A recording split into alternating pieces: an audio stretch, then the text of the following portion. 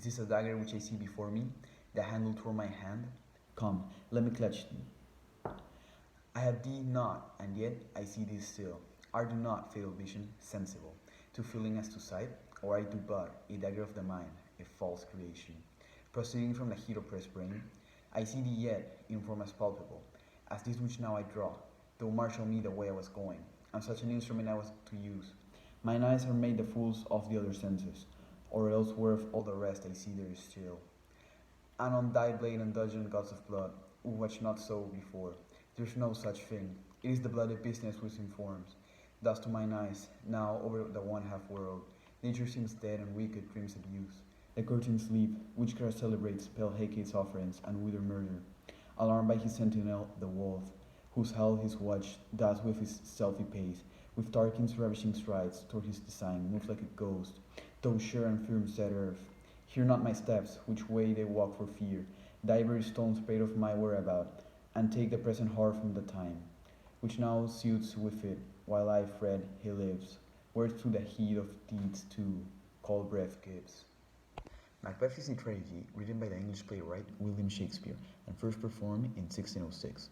It follows the life of Macbeth in 5 acts, from his rise to power as Thane of Cawdor all the way to his demise as King of Scotland. Throughout the play, there are many soliloquies performed by various characters.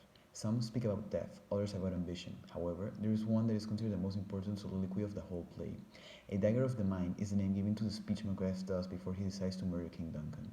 Found in Act 2, Scene 1, between the lines of 34 to 64, Macbeth fights an internal battle with his conscience, trying to decide if he's going to fulfill the witch's prophecies which he was informed about in Act 1.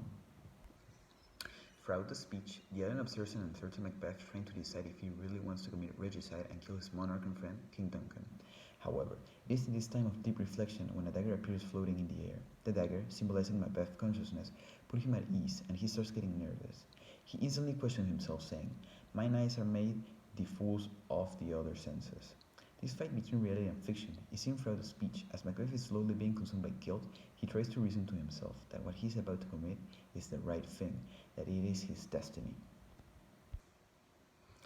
And on thy blade and dungeon gods of blood, which was not so before, there's no such thing. It is the bloody business which informed thus to mine eyes, now over the one half world. As the dagger is covered in blood, Macbeth can only relate this to the crime he is about to commit. One could argue that it is his consciousness telling him that he should not kill Duncan, that it is going to be a bloody business. But it is at this moment when he has enough courage to make a decision. He is going to follow his destiny. Destiny is another recurring theme in the speech. I see thee yet, in form as palpable, as this which now I draw, though marshal me the way I was going, and such an instrument I was to use. Macbeth is saying that the dagger is a foreshadow of what is about to happen, the death of Duncan. But he also states that the dagger wants him to murder Duncan, even is pointing towards the direction of Duncan's chamber. He believes that it is his destiny for him to murder the king, as it is the only way for him to fulfill the prophecy of becoming king himself. Although he does not want to do it, Macbeth's ambition is what forces him to do this horrendous deed. This is the last main theme seen in the speech, Macbeth versus his ambition. It is his ambition that has placed Macbeth into this situation.